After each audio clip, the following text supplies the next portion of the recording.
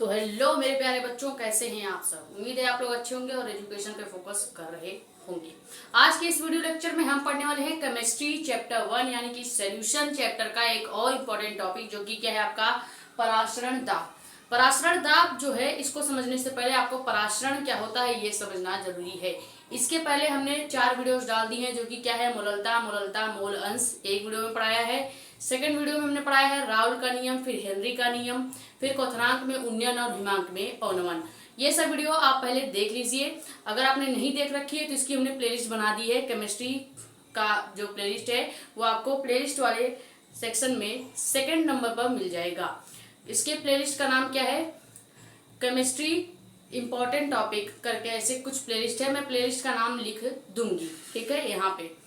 अब हम स्टार्ट करते हैं अपना ये लेक्चर। अगर उसके पहले आपको बता दें कि अगर आप हमारे वीडियो पे नए हैं तो वीडियो को लाइक करके चैनल को सब्सक्राइब कर दीजिए और ज़्यादा से ज़्यादा वीडियो को कर देंगे शेयर, ताकि और भी लोग जुड़ जाएं। आप अपने कमेंट या डाउट यहाँ पर या हमारे पर्सनल टेलीग्राम चैनल जानकारी नीट की, वहाँ पे पूछ सकते हैं। तो सबसे पहले आज का जो टॉपिक है वो क्या है, परासरण दाब। परासरण दाब समझने से पहले आपको पता होना चाहिए परासरण क्या होता है। तो ये अभी डिफिनीशन लिखा हुआ है, डिफिनीशन पे आप फोकस नहीं करेंगे। पहले हम इसका डायग्राम देखते हैं।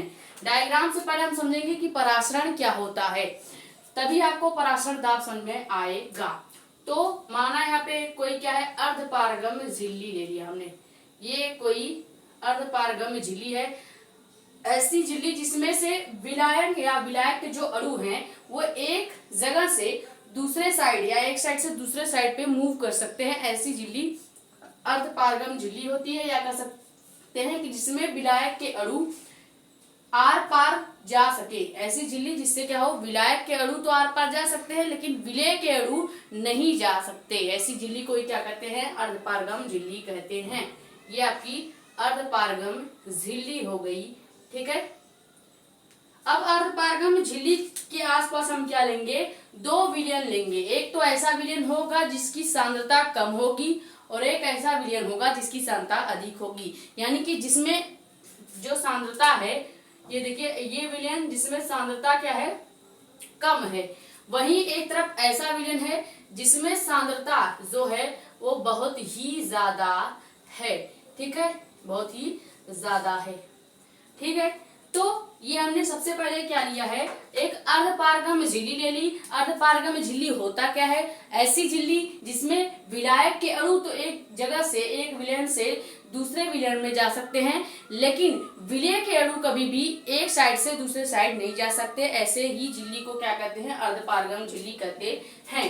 तो ये आपका क्या हो गया, अर्धपारगम्य झिल्ली, अर्धपारगम्य झिल्ली, ठीक है। वही आपका क्या हो गया, वही है क्या हो गया, विलयन है। ये तो एक तरफ आपका ऐसा विलयन है जिसकी सांद्रता क्या है, कम सांद्रता वाली विलयन, कम सांद्रता वाला विलयन है। और दूसरे साइड आपका क्या है, ये आपका अधिक सांद्रता वाली, अधिक सांद्रता वाली विलयन है या विलयन है, ठीक है। इतनी चीजें क्लियर है कि हमने क्या लिया। सबसे पहले एक तो अर्धपारगम झिल्ली ले लिया हमने, फिर उसके बाद 2 सांद्रता वाली विलयन ली। एक ऐसा विलयन जिसकी सांद्रता बहुत कम है और वहीं दूसरे साइड ऐसा विलयन हमने लिया जिसकी सांद्रता बहुत ज्यादा है, ठीक है। यहाँ तक आपको सही है या यहाँ तक आपको समझ में आया। तो ये अर्धपारगम झिल्ली से परिभाषा क्या बनेगा आपका परासरण का, कि अर्धपारगम झिल्ली द्वारा विलायक के अणुओं का कम सांद्रता वाली विलयन से अधिक सांद्रता वाली विलयन की ओर स्वतः प्रवाह ही क्या कहलाता है, परासरण कहलाता है, ठीक है। तो ये क्या हो गया, कम सांद्रता वाली विलयन से अधिक सांद्रता वाले विलयन की ओर इसका प्रवाह हो रहा है, किसका, विलायक के अणुओं का, ठीक है। तो यहां तक आपको समझ में आ गया होगा विथ डायग्राम। परिभाषा क्या लिखा हमने कि अर्धपारगम झिल्ली द्वारा विलायक के जो अणु हैं, ये विलयन जो हमने बनाया है कम सांद्रता वाला विलायक, यहाँ पे आप लिख लीजिए, विलयन नहीं होगा, कम सांद्रता वाला विलायक है। और वहीं इधर क्या है, अधिक सांद्रता वाला विलायक है। विलायक का मतलब क्या होता है, जिसमें विलेय और विलयन मिलकर विलायक या सॉल्यूशन का निर्माण करते हैं। ठीक है, इतनी चीजें क्लियर है। विलायक क्लियर होगा आपको कि जो अपने आप में चीजों को घोल लेता है, जो विलेय पदार्थों को घोल लेता है, विलायक कहलाता है। और विलायक और विलेय मिलकर विलयन या सॉल्यूशन बनाते हैं। यहाँ तक क्लियर है। विलयन क्या होता है, जिसमें विलेय और विलायक, विलायक का मतलब जो अपने आप में विलेय पदार्थ या चीनी या नमक को घोल लेता है। चीनी नमक क्या है, विलेय है जो विलायक में घुल रही है। और विलायक और चीनी या नमक या विलेय मिलकर, विलायक और विलेय मिलकर सॉल्यूशन का निर्माण करते हैं। और ये तो आपका बेसिक चीज है। ठीक है, तो परासरण समझ में आया या नहीं कि अर्धपारगम में हमने पहले झिल्ली ले ली। ऐसी झिल्ली है जिसमें विलायक के अणु तो जा सकते हैं, लेकिन विलेय के अणु एक साइड से या कम सांद्रता वाले विलायक से अधिक सांद्रता वाले विलायक की ओर नहीं जा सकते। ऐसी झिल्ली को क्या कहते हैं, अर्धपारगम झिल्ली कहते हैं। तो डिफिनीशन क्या होगी कि अर्धपारगम झिल्ली द्वारा विलायक के अणुओं का कम सांद्रता वाले विलयन से, कम सांद्रता वाले विलयन से अधिक सांद्रता वाले विलयन की ओर खुद से चले जाना या स्वतः प्रवाही परासरण कहलाता है।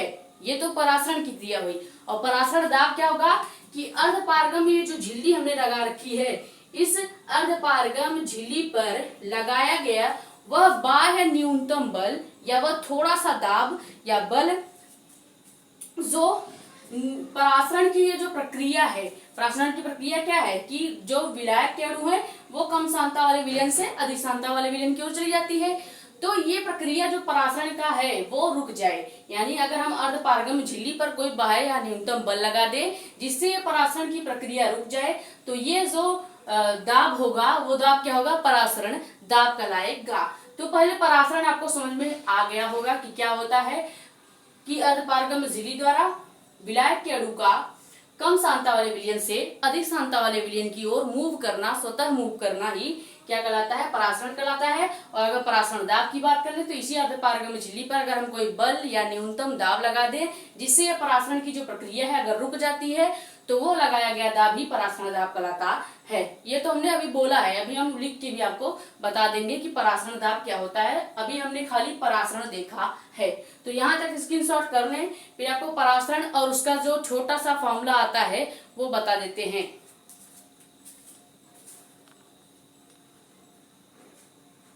तो परासरण दाब की क्या डिफिनीशन होती है कि अर्धपारगम झिल्ली पर, अर्धपारगम्य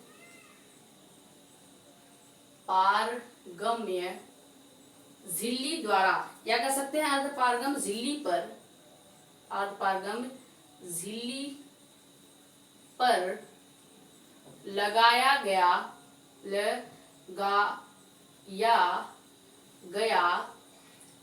वह बाह्य न्यूनतम बल, बाह्य न्यूनतम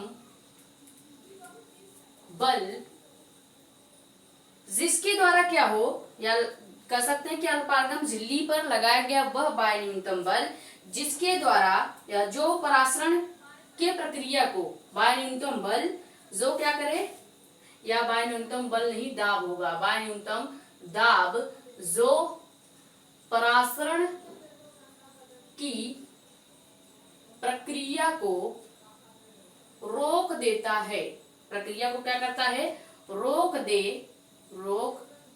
दे, उसे ही क्या कहते हैं, उसे ही परासरण दाब कहते हैं, परासरण दाब कहते हैं। इतनी चीजें क्लियर है, कुछ नहीं है परासरण। सबसे पहले परासरण हमने आपको समझाया कि कोई अर्धपारगम झिल्ली थी जिस पर क्या हो रहा था, जिस पर या जिसमें हमने दो विलयन लिया था, एक तो ऐसा विलयन या विलायक जो कम सांद्रता वाली थी और एक ऐसा विलायक जो अधिक सांद्रता वाली थी। अब क्या होता है कि जब हम अर्धपारगम झिल्ली लेते हैं तो जो विलायक के अणु होते हैं वो कम सांद्रता वाले विलयन से अधिक सांद्रता वाले विलयन की ओर मूव कर जाती है और अर्धपारगम जो झिल्ली है उसको पार करके स्वतः ही जाती है। तो जो स्वतः मूव करने की जो प्रक्रिया है वही परासरण कहलाती है। और अगर जो अर्धपारगम में, जैसे मान लो ये झिल्ली है, इसमें हम कोई बाह्य न्यूनतम बल लगा दे जिससे ये परासरण की प्रक्रिया रुक जाए, मान लो यहाँ पे कोई शीट लगा दी हमने जिससे यहाँ पे जो विलायक के अणु है वो इधर साइड नहीं जा रहे हैं, तो वो क्या कहलाएगी, वह दाब ही वह न्यूनतम दाब ही क्या कहलाता है, परासरण दाब कहलाता है। तो परासरण दाब क्या है कि अर्धपारगम झिल्ली पर लगाया गया वह वायु न्यूनतम दाब जो परासरण की प्रक्रिया या ऑस्मोसिस की जो प्रक्रिया है उसको रोक दे, उसे ही परासरण दाब कहते हैं। क्लियर? परासरण दाब यहां तक आपको क्लियर होगा, ठीक है। अब परासरण दाब का एक सूत्र होता है, परासरण दाब का सूत्र होता है बेसिक, आपने हर जगह देखा होगा, 9th में भी 11th में भी। परासरण दाब का सूत्र, परासरण दाब के लिए एक सूत्र होता है, या उसका जो सूत्र होता है वो कैसे निकाला जाता है। पहले तो हमें परासरण दाब का एक बेसिक सूत्र हर जगह देखने को मिलता है। वैसे तो इसे कैसे प्रदर्शित करते हैं ये भी बता देते हैं कि परासरण दाब को इसे पाई से प्रदर्शित करते हैं, पाई से प्रदर्शित करते हैं, ठीक है। तो परासरण दाब को कैसे प्रदर्शित करते हैं, पाई V अपान NRT, ये होता है परासरण दाब का बहुत ही बेसिक फॉर्मूला। क्या कि पाई V बराबर N अपान RT। अब हमें पता है कि जो N है वो क्या है, मोलों की संख्या। हमने पहले ही बता रखी है आपको, जब हमने क्या पढ़ाया था, मूललता ये सब पढ़ाया था, तो उसमें बताया था कि मोलों की संख्या जो होती है वो, मान लो अगर हम जिसके मोल ले रहे हैं, मान लो अगर विलायक के मोल ले रहे हैं तो कैपिटल W और कैपिटल M लिखेंगे, यानी विलायक के मोल और विलायक का अणुभार। वहीं अगर हम विलेय के मोल लेंगे तो कैपिटल W कैपिटल M ही लिखेंगे, पर उसके हिसाब से थोड़ा छोटा लिखेंगे ताकि आपको पता चले कि ये विलेय के मोल और विलेय का अणुभार है। तो जैसे यहाँ पे मोल, विलेय के मोलों की संख्या मान लो सिर्फ N बराबर क्या होता है, मोलों की संख्या। तो यहाँ पे N बराबर क्या है, मोलों की संख्या। और इसका बेसिक फॉर्मूला क्या होता है, मोलों की संख्या बराबर होता है भार बटे अणुभार। अब आपके ऊपर डिपेंड करता है कि आप किसके भार और अणुभार लेना चाहते हैं, विलेय का या विलायक का। वैसे यहाँ पे तो आपको इससे मतलब नहीं है, सिर्फ इससे फॉर्मूले से मतलब है कि विलेय के मोलों की संख्या बराबर भार बटे अणुभार होता है, यानी हमें यहाँ पे क्या रखना है, W बटे M रखना है। तो क्या हो जाएगा, पाई V बराबर W बटे M, और यहीं पे आपका R और T का भी हम मल्टीप्लाई कर देंगे, ठीक है। यहाँ पे साइड में या कर सकते हैं, इधर साइड आप कर सकते हो R इंटू T का मल्टीप्लाई। यहाँ तक आपको समझ में आया। हमने कुछ नहीं किया, केवल मोलों की संख्या भार बटे अणुभार होती है वो रख दिया, बाकी आपका R वही है, T वही है, V और पाई भी वही है। यहाँ तक क्लियर होगा। अब अगर हम इसको थोड़ा सा असेंबल करें तो क्या हो जाएगा, थोड़ा सजा के अगर लिखें तो यही जो फॉर्मूला है वो क्या हो जाएगा, pi V is equal to W upon M और V, या sorry pi is equal to, pi क्योंकि हमें क्या चाहिए, परासरण दाब चाहिए, तो हमें इस V को इस M के साथ या M के पास मल्टीप्लाई करना पड़ेगा। हमें क्या चाहिए, परासरण दाब, और हम परासरण दाब का जो मेन फॉर्मूला निकालेंगे वो क्या होगा कि परासरण दाब पाई बराबर W M इंटू V, और यहीं पे आपका गुणे में R इंटू T हो जाएगा। यही आपका क्या है, परासरण दाब का मेन फॉर्मूला आ जाता है। सबसे पहले हमने क्या किया, हम जानते हैं कि परासरण दाब का बेसिक फॉर्मूला क्या होता है, pi into V NRT। N क्या है, मोलों की संख्या, जो कि भार बटे अणुभार के बराबर होता है, तो भार बटे अणुभार हमने लिख दिया। इसको थोड़ा अरेंज करेंगे, चूंकि हमें चाहिए परासरण दाब, यानी हमें V की जरूरत नहीं है, तो इस V का गुणा हम M यानी कि भार अणुभार के साथ कर देंगे। तो जब अणुभार के साथ इसका गुणा कर दिया, बाकी की सारी चीजें हमने वही रहने दी। ये परासरण दाब का पहला फार्मूला आ जाता है, या कह सकते हैं फर्स्ट फार्मूला है या बेसिक फार्मूला है। इसी को और तरीके से भी लिखा जा सकता है, कैसे कि इसको अगर हम अरेंज करना चाहें तो हम यहाँ पे क्या लिख सकते हैं कि pi is equal to N upon V is equal to RT। कैसे होगा, N अपान V हमें बताया ही है कि मोलों की संख्या बराबर भार बटे अणुभार होता है, यानी हम इसके जगह, इस भार बटे अणुभार की जगह N भी लिख सकते हैं। जैसे हमने N की जगह W बटे M लिखा, सेम वैसे ही हम उसका उल्टा भी कर सकते हैं, यानी W बटे M के बराबर हम क्या लिख सकते हैं, N लिख सकते हैं। तो वही तो हमने लिखा N, और ये बटे में V है ही, तो क्या हो जाएगा N अपान V। ये भी आपका एक फॉर्मूला बन जाता है। इसी को एक तरह से और लिखा जा सकता है, ये आपका सेकंड फॉर्मूला बन जाता है परासरण दाब का। एक और फॉर्मूला हम बना सकते हैं कि क्या N/V किसके बराबर होता है, क्योंकि हम जानते हैं सांद्रता C बराबर होता है N/V, यानी इस N/V की जगह भी हम कुछ लिख सकते हैं। वो क्या लिख सकते हैं, C, यानी कि क्या हो जाएगा, एक और फॉर्मूला बन जाएगा pi is equal to C into RT। तीन फॉर्मूले आपके परासरण के हो गए। एक फॉर्मूला और हम अभी लिख सकते हैं, ये खाली लिखने के तरीके हैं, वैसे मेन फॉर्मूला आपका यही है, ठीक है। इसी पे न्यूमेरिकल देखने को मिलेगा, कभी कभी इस पे भी दे देता है कि पाई बराबर C इंटू RT। C का मान यानी सांद्रता दे देगा, R आपका जो नियतांक होता है, रेडबर्ग नियतांक, इसकी वैल्यू दी होती है बोर्ड एग्जाम में। कभी कभी ये भी आपको इस तरह से फॉर्मूले के हिसाब से आपको न्यूमेरिकल दिए जा सकते हैं। एक फॉर्मूला और बनेगा, वो क्या होगा कि pi is equal to C की जगह आप S भी लिख सकते हैं, ठीक है। क्या लिखेंगे, C पहले वैसे, सॉरी C वैसे ही रहेगा, C वैसे ही रहेगा, R की जगह S करके दे देगा और T, ठीक है। तो आपके हमने कुल परासरण के 4 लिखने के तरीके बताए हैं, या 4 फॉर्मूले बता दिए हैं। फर्स्ट फॉर्मूला पाई बराबर W/M into V into RT। ये जब वैल्यू दी होगी भार बटे अणुभार में, तब आपको ये न्यूमेरिकल के लिए फॉर्मूला लगाना पड़ेगा।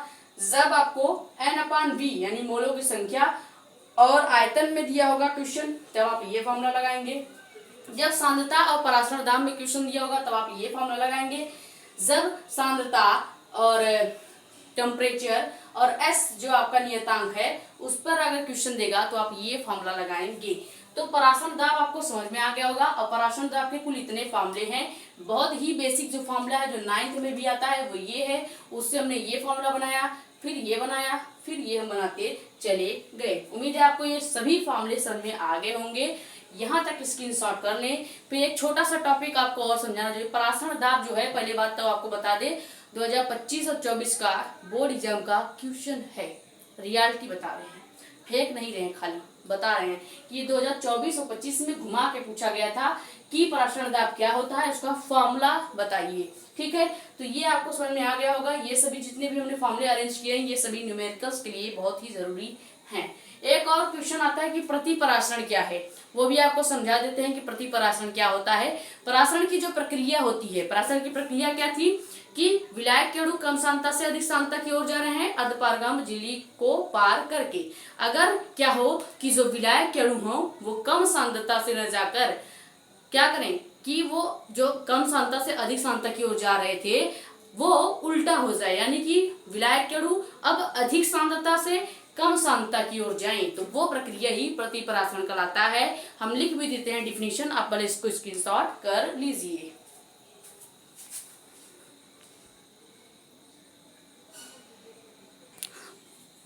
तो अब देखते हैं कि प्रति परासरण की जो प्रक्रिया है वो क्या होती है। बिल्कुल ही परासरण के जैसा ही है।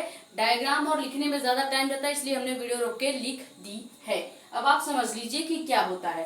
प्रति परासरण जैसा परासरण था वैसा ही है, बस परासरण में जो विलायक के अणु थे, जो ऐसे विलायक के छोटे छोटे अणु थे, ये अणु किधर मूव कर रहे थे, इधर साइड मूव कर रहे थे, यानी कम सांद्रता वाले विलायक से अधिक सांद्रता वाले विलायक की ओर मूव कर रहे थे। किससे, अर्धपारगम झिल्ली के या अर्धपारगम झिल्ली को पार करके। लेकिन अब यहाँ पे उल्टा हो जाएगा। क्या होगा कि जो विलायक के अणु होंगे, जो विलायक के अणु होंगे वो क्या करेंगे, अधिक सांद्रता वाले विलायक से, अधिक सांद्रता वाले विलयन या सॉरी विलायक से क्या करेंगे, कम सांद्रता वाले, यानी उसका उल्टा कर दिया जाए। अगर डायग्राम बनाना जरूरी नहीं था, हम चाहते तो वैसे भी आपको समझा देते कि पहले कम सांद्रता से अधिक सांद्रता की ओर जा रहा था, अब क्या कर रहा है कि अधिक सांद्रता से कम सांद्रता की ओर आ रहा है। लेकिन आपको समझ में नहीं आता, तो इसलिए हमने बनाया कि अब जो विलय के अणु हैं वो क्या करेंगे, वो या सॉरी जो विलायक के अणु हैं वो अधिक सांद्रता वाले विलायक की ओर से कम सांद्रता वाले विलायक की ओर आते हैं।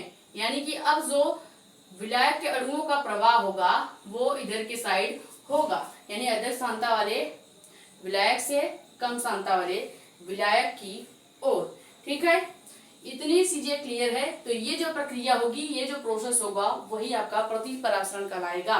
डिफिनीशन क्या है कि वह घटना जिसमें विलायक के अणु अर्धपारगम झिल्ली द्वारा अधिक सांता वाले विलयन से, यहाँ पे क्या हो जाएगा, अधिक सांता वाले विलयन से। आप सब जगह विलयन ही कर लीजिएगा, ये थोड़ा सा कंफ्यूजिंग है कि जो अधिक सांता वाला विलायक नहीं होता, विलयन होता है। जो फर्स्ट डायग्राम बनाया है वहां पे भी आप विलयन कर लेंगे, थोड़ा सा इसमें कंफ्यूजन था। ठीक है, कि जो हमने क्या लिया है, पहले तो अर्धपारगम झिल्ली लिया, दोनों साइड हमने दो विलयन लिए, एक कम सांता वाली, दूसरे अधिक सांता वाली। फर्स्ट डायग्राम भी आप सही कर लीजिएगा, वहां पे हमने विलायक लिख दिया था, शुरू में हमने विलयन ही लिखा था, लेकिन कंफ्यूज होकर हमने विलायक लिख दिया था, तो आप सही कर लेंगे। ठीक है, तो अधिक सांता वाले विलयन से कम सांता वाले विलयन की ओर, अधिक सांता वाले विलयन से कम सांता वाले विलयन की ओर प्रवाहित होते हैं, तो इस प्रक्रिया को ही क्या कहते हैं, या इस परासरण को ही प्रतिपरासरण दाब कहते हैं। समझ में आया?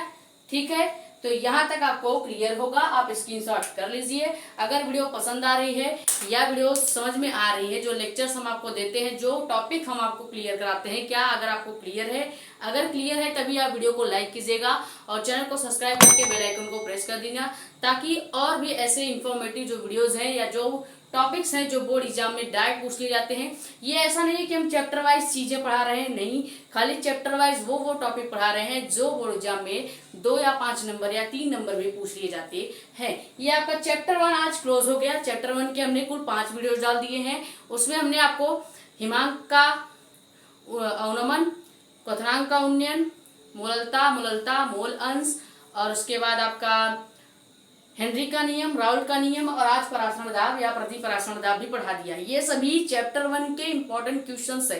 इन सब पे आपके न्यूमेरिकल्स भी आते हैं, वो हम आपको आगे करा देंगे। ठीक है, पहले एक एक चैप्टर के सभी टॉपिक करा दें, फिर न्यूमेरिकल लाएंगे। ठीक है, इसके पहले हमने कल या परसों फिजिक्स का चैप्टर 1 का न्यूमेरिकल डाला है, 1 घंटे 13 मिनट की वीडियो है, आप जाकर उसको भी देख लीजिएगा। और हाँ, वीडियो को ज्यादा से ज्यादा शेयर कर दीजिए, और अपना कमेंट या डाउट जो है वो आप यहाँ पे पूछ सकते हैं, या हमारे पर्सनल टेलीग्राम चैनल जानकारी नीट की, वहाँ पे भी पूछ सकते हैं। कमेंट या लाइक शेयर सब्सक्राइब करने के पैसे नहीं लगते। ठीक है, तो ये सब आप कर दीजिए, लाला मेहनत लगता है वीडियो बनाने में। Thank you so much.